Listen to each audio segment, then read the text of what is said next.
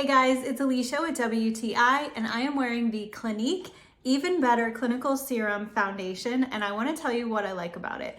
So this serum foundation is great because it is perfect for oily or combination skin, which I have. It has a nice matte finish. It also includes a broad spectrum SPF 25, which is awesome because it is 2 steps in one. I love that it has a really nice coverage and you only need a tiny little bit. It is super concentrated and a little bit really goes a super long way.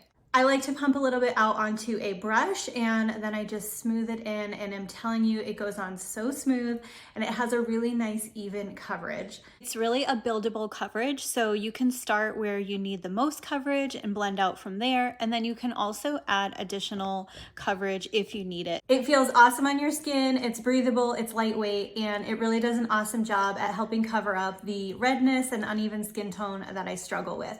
So this Clinique foundation helps me to feel my best, and that's my point of view.